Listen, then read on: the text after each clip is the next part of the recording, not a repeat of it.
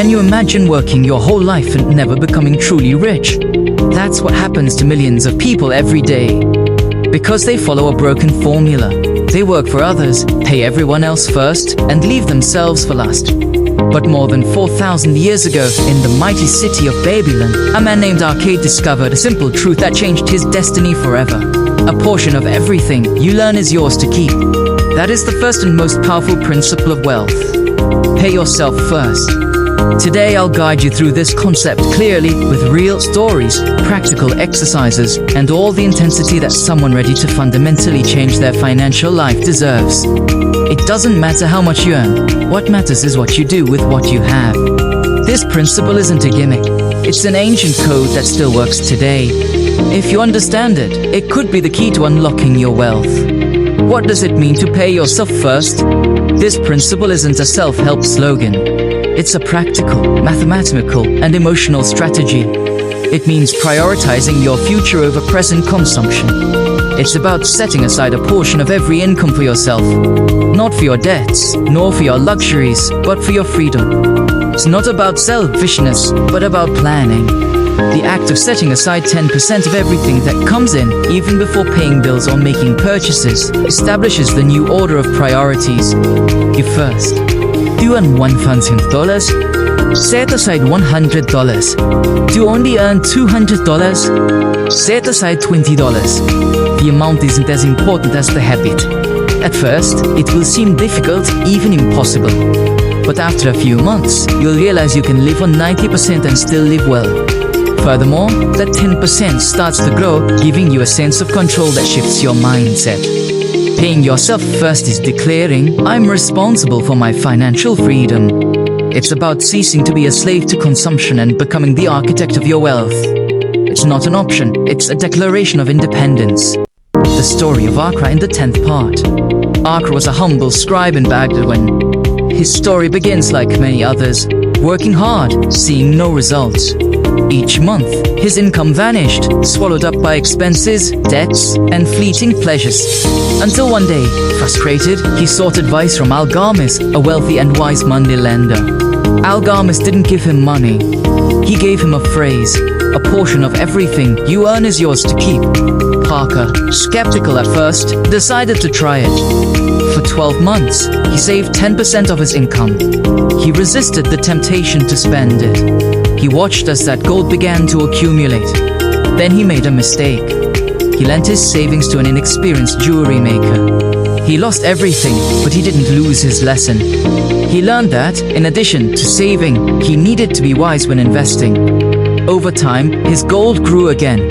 This time, he placed it in the hands of experts. His wealth multiplied, and with it, his wisdom. The story of Akra teaches that hard work alone is not enough. You have to work strategically. And it all starts with that decision to save a portion. Because if you can't save a tenth of what you earn today, you won't save a larger fortune tomorrow either. Modern examples, how it's applied today. This principle isn't stuck in the past. Today, thousands of people apply it with extraordinary results. Sophia, an accounting assistant, earned $600 a month. She started saving 10% in an account without a debit card. In 6 months, she had $360. Then she learned about index funds.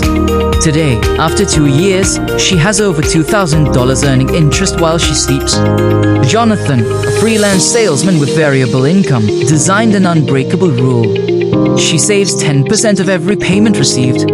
She used the bank to automate the process. Today, in addition to her sales, she has 3 passive income streams. Yes, you watching this video. You can start today.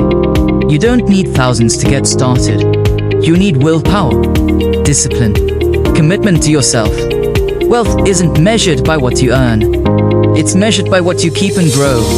These real-life examples demonstrate that it's not a matter of luck or high income.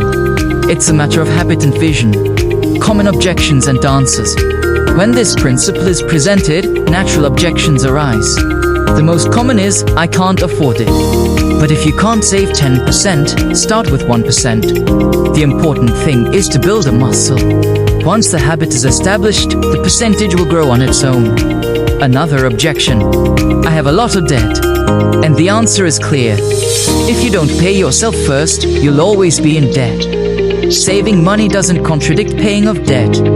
It reinforces it. Because without a financial cushion, you'll go back into debt at the first sign of trouble. You also hear, my income is unstable. That's precisely why this principle is vital. If income fluctuates, create a proportional rule. It saves a percentage of each entry. This flexibility allows you to adapt the system without abandoning it. Even with a small amount, you can make progress. What this principle needs most is not money. It's determination. It's not about waiting until you have a lot to start. It's about starting now so that one day you'll have a lot. Practical implementation system. Knowing you have to save is one thing. Achieving it consistently is a completely different matter. That's why you need a practical, simple, and automatic system. 1. Open a separate account. Ideally, at a different bank or without a debit card. This reduces temptation. 2. Automate your savings. Set up an automatic 10% transfer on the same day you receive your income. Don't rely on willpower. Rely on automation. 3. Talk to your family. If you share expenses, explain that this saving is non-negotiable. It's protection, not luxury. 4. Track your progress.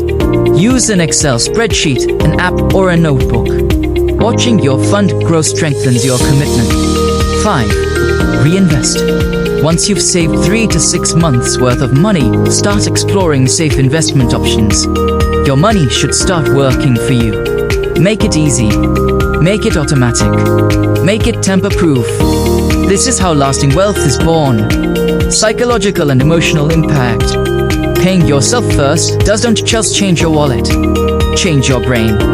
Change your self-esteem. Change the way you relate to money. When you know you have a growing financial cushion, you walk with more confidence. You feel less anxious about unexpected events. You have an emotional foundation that strengthens your self-assurance. Furthermore, you develop a distinct identity. You no longer define yourself as a spender or a survivor. Now you see yourself as an investor, as a strategist, as someone who takes control of their financial life. Even your decisions change. You buy less impulsively. You compare more. You think about tomorrow. Because you're no longer reacting, you're designing. The biggest impact of saving isn't financial, it's psychological. And that's worth more than gold.